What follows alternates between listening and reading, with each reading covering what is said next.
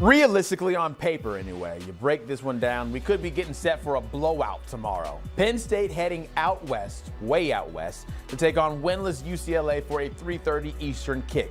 Nittany Lions looking to bounce back after suffering their first loss of the season a week ago to Oregon.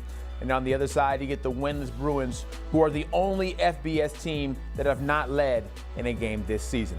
Penn State looking to extend this streak out to 35, taking on unranked opponents. It is the third longest streak in the country, racking up dubs, with their last loss to an unranked opponent coming back in 2021, that 9 OT game against Illinois.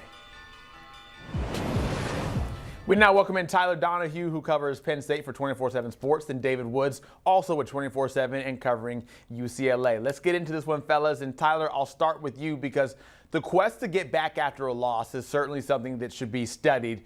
With a team that had such high expectations and you lose to Oregon in the fashion you did, what's the vibe around the program right now after a loss that certainly was a tough pill to swallow? Yeah, this is my 9th season covering Penn State, and that Beaver Stadium atmosphere on Saturday, probably the best I've seen, but it was probably the biggest bummer of an ending to a game that I've encountered as well. Interception, overtime, a team that offensively walked through much of the matchup, was down 17-3 in the fourth quarter. And yeah, there's a hangover effect here. You wonder if this is something that can linger for the team. At the same time, boy, does this seem like the best possible opportunity for a rebound game against the winless UCLA squad that had a midweek change at offensive coordinator, fired their head coach a couple weeks ago. A lot of questions about them. And so there's really not a lot of excuses for Penn State not to go out there, win pretty handedly. But I think it's very fair to check the psychological pulse of the program. All offseason, we heard that they were believing in themselves. They were going to chase that national championship. It wasn't just external expectations. They were elevated inside, and their first chance to do that on a national stage fell very short of expectations. They did end up having a lead in overtime, but again, when you trail 17-3 in front of your home crowd in the fourth quarter, that is not the result you were anticipating. That is not the performance you were anticipating. And offensively, we really need to get a read on where Penn State's going to be moving forward. They've got UCLA and Northwestern in a bye, then a trip out to Ohio State. So if they're going to get things moving, it has to happen now. There's elevated heat on offensive coordinator Andy Kotelnicki in year 2, elevated heat on Drew Aller, who will make his 34th career start on Saturday, but has looked uncomfortable for much of the season so far. And a guy like Nick Singleton on offense too. Where's his head at right now? 1.8 yards per carry against Oregon. He's been pretty pedestrian much of this season, and he was a preseason All-American pick by many outlets. So I think offensively is where I worry about this team, with any lingering effects about their self-doubt perhaps coming off the Oregon loss.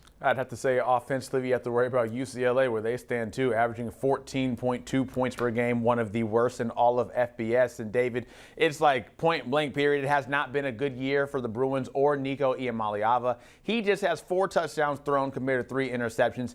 And not to really hammer it home here, David, but you did tweet this out a few months ago. Adding Nico Iamaleava is a huge swing that Deshaun Foster needed to take, and it's a coup de landem, circumstances be damned. Adding a QB of his caliber changes the complexion of next season, and by that token has the potential to change the program's overall trajectory. That was April 20th, as you pointed out, that aged like fine milk. How do you feel about the way things stand right now, David? Well, I will say it was a huge swing still. It was a big swing and a miss for Deshaun Foster. I mean, I think the big thing there is I wouldn't blame Nico for UCLA's problems right now. They go far beyond just the quarterback. I think if everyone recalibrated their expectations for Nico Iamaleava, he's a talented prospect who can turn out to be an NFL player, but he's a long way from that at this point. His accuracy downfield, I think, as Tennessee fans pointed out during that transfer process many, many times in my Twitter mentions, it's still a work in progress. I would say his toughness, his ability to run the ball, has been basically the only good thing so far about UCLA's offense, and there are no other good things. That is it. He has displayed that kind of competitive fire, competitive toughness that on a better team, it would look a lot better, but UCLA, they lack offensive line play. They're not good running the ball. Receiver play has been fine in as much as UCLA's ever been able to get the ball downfield, but they don't have the protection to really allow Nico even time to accurately throw the ball downfield, and he hasn't been very accurate. So as Tyler mentioned, UCLA made a midweek change at offensive coordinator this week. which is, I mean, we're in full absurd territory now with UCLA. He fired the head coach 3 games into the season. The defensive coordinator was gone 3 games into the season. Now the offensive coordinator is gone 4 games into the season. It's like an episode of Survivor right now. We're just waiting to see who gets voted off the island next. Survivor, which airs on CBS and streams on Paramount Plus. Shameless plug there. Watch all of our programs whenever you can. We talked a little bit about running and the run game and getting the offense going. And it feels like this should be an opportunity where Penn State could say, okay, we are going to establish our offense again. Tyler, what type of game are you expecting from Kaytron Allen and Nick Singleton? And you mentioned how Nick has not really lived up to the hype. They should feast, though, on Saturday. Yeah, this is a game where you put Nick Singleton and this offensive line underneath the microscope, and if they don't come out with strong performances, you raise a ton of red flags about this offense moving forward. There are 136 competitors in FBS football. 5 of them have a worse run defense than UCLA. So yes, this is a great opportunity for Penn State, a team that gives up 230 plus yards on average per game, over 5.5 yards per carry, I think, per carry. And so Kaytron Allen has been steady. He has been their most impressive offensive player consistently going back to the start of last offseason.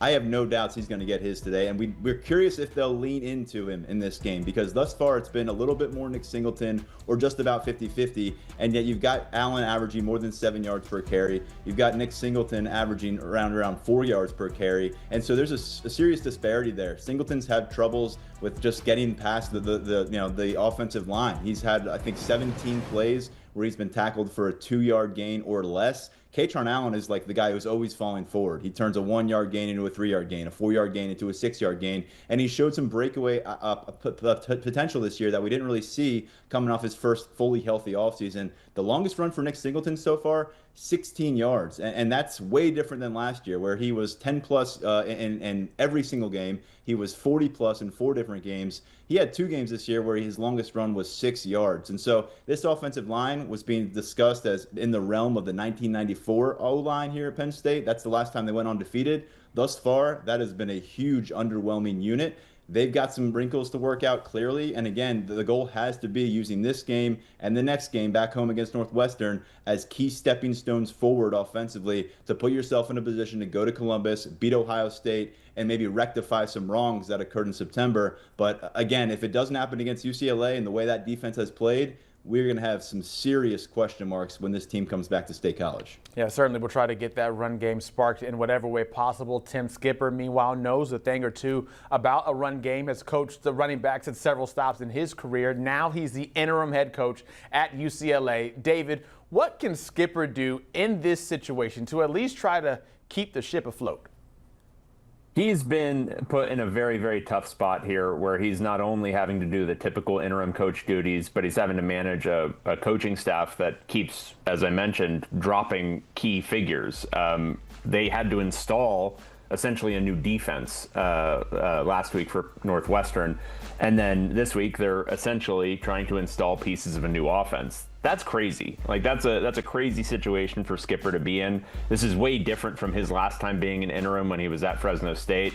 Much more chaotic situation. I think his job at this point is to just try to keep the players engaged, keep them active. I think the biggest priority right now for UCLA, aside from the coaching search, which is happening behind the scenes, is to try to maintain this roster. UCLA is still in the 30-day window after Deshaun Foster's firing, where guys can enter the transfer portal. This is the 5th game of the season, so guys who may want to still redshirt this year, whether or not they play in this game is actually fairly significant. So I think for him, it's maintaining the morale of this team, trying to keep them up to just compete in these games. I think against Northwestern, we saw signs of them not really competing hard at the beginning of that game, and you got to feel for them. It's a really tough situation, but nobody wants to watch that. So the final, there's so many games left in this season, and it's already a lost season for UCLA. It's a really tough job for Skipper at this point. This is likely going to be a 1 or 0 win UCLA team. So just keeping morale up, I think, not only with players, but to some extent with the fan base, I think is his key priority. A tough season, to say the least, and that leads to the portion of the segment where we always end with who wins, and sometimes it's tough, sometimes it's an easy call. Tyler, I'll ask you first. Who wins? I've got Penn State handling business 41-6. Again, I have confidence that the defense is going to show up and play motivated football. I think what we've heard is that last week brought them closer together. I have questions about the offense. I could see it maybe being a bit of a slow start, fans going crazy about that, but ultimately I think the ground game will be able to carry them to where they need to go. So I've got them winning by 35 points and ultimately getting back home and hopefully maybe getting a bit more right after a really painful loss last Saturday. Yeah, I have Penn State winning 35-6, so very similar to Tyler.